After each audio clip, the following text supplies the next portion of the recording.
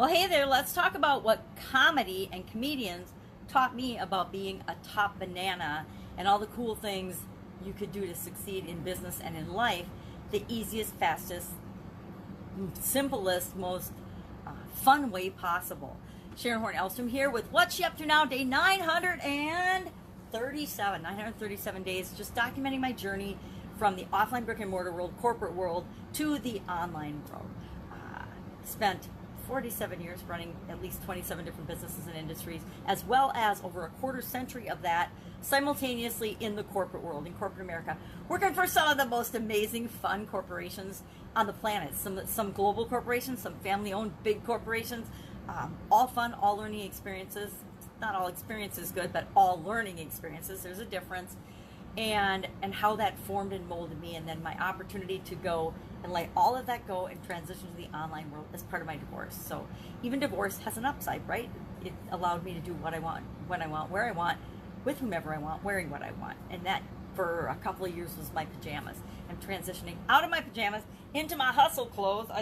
I laugh because I was a hustler until I hit about 50. Then I had a sudden cardiac arrest, dropped dead, and it had totally changed my perspective on how complicated and hard business is versus how we can set things up to work for us, no matter who we are, no matter what we like, no matter what our personality and past experiences have been.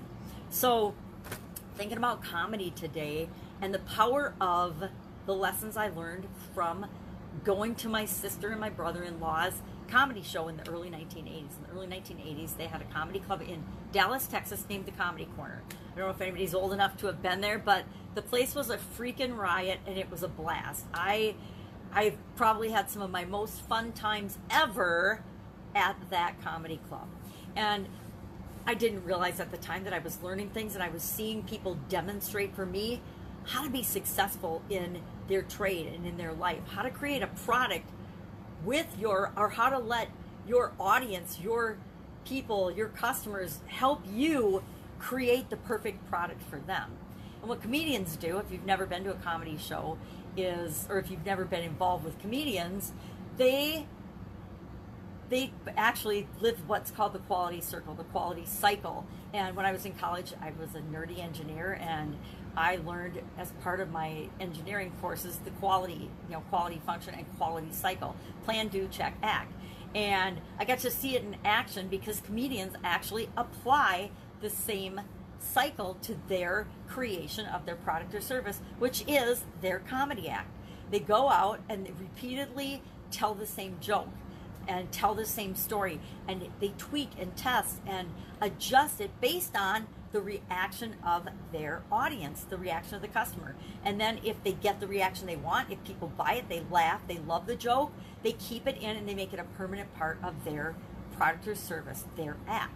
If it bombs, and if it bombs over and over again, they might try and tweak and work on a story or a joke for months, days, weeks, months, even years. I knew a comedian that carried a notebook around with him all the time, and he was always working on his material. He was always working on his craft and trade and continually improving his material, and then practicing it every night. He'd practice it on an audience, and the stuff that worked, the stuff that was awesome and hit, he kept in, and the stuff that didn't work, he'd rework it for a while, and then he'd know when it was time to just let it go.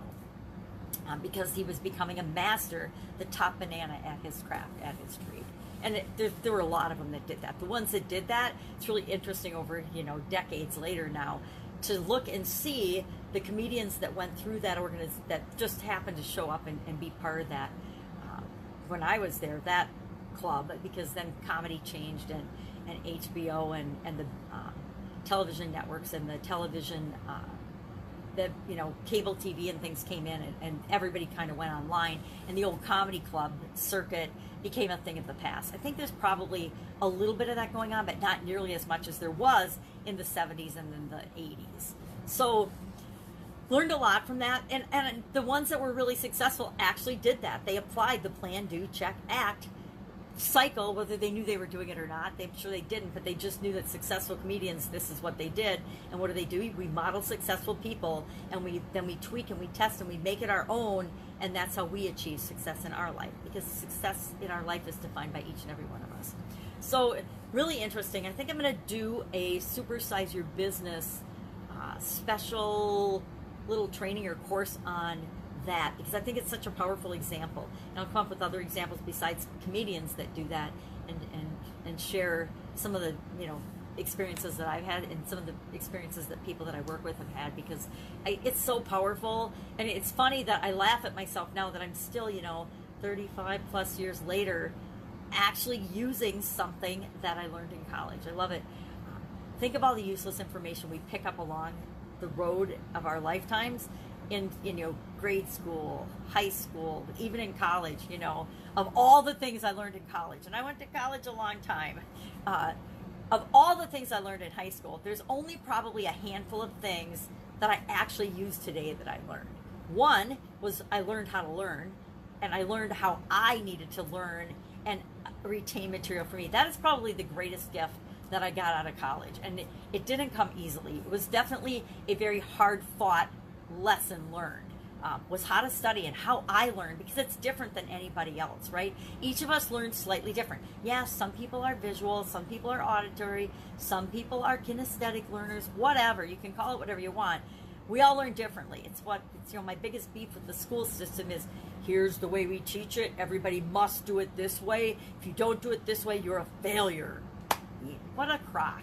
So, anyway, I think that we'll go ahead and do it. But that was one of the biggest lessons I learned. And then another thing that I continue to use over the years and decades is plan, do, check, act. Plan, do, check, act. Plan, do, check, act.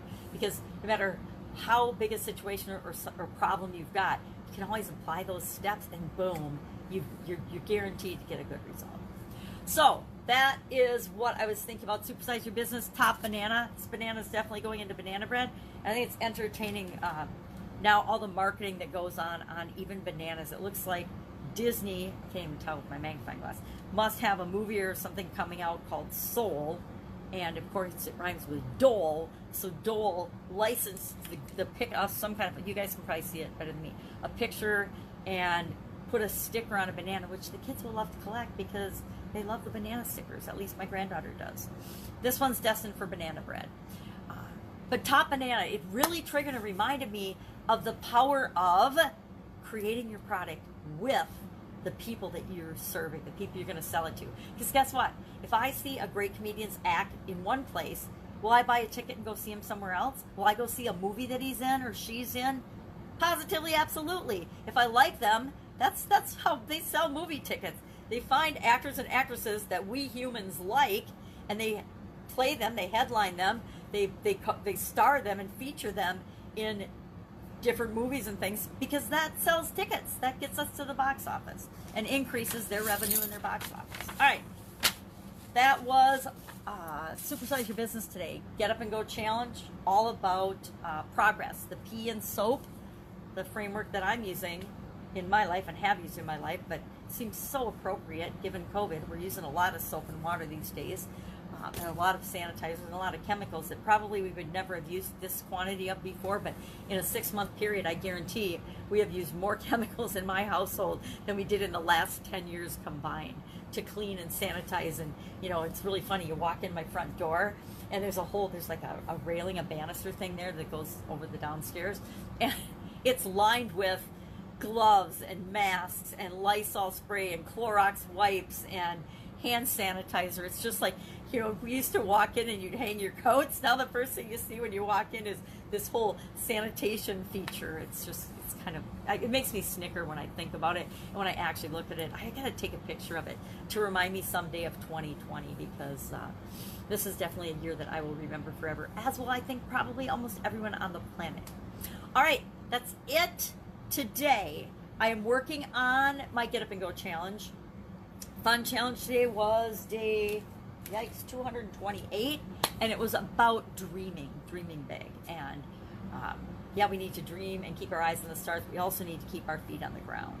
I have a funny story, maybe I'll share that tomorrow, about keeping our feet on the ground that I recently discovered about myself when brushing my teeth. It's really entertaining, and I'm not sure why, but it's caused me to think about and wonder, why do I do this when I brush my teeth? All right, that's it. Go out, have an absolutely amazing day. I'm actually working on a book today. I'm working on a book. I've been writing a book and dilly-dallying with it and putting it off, and I'm like, geez, it's COVID. I should have had it done because it would have been so easy. There I go, shooting on myself again.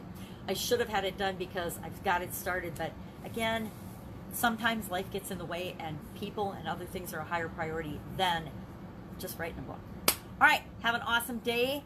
I will be with you tomorrow. If I can help you in any way, just ask. Take care.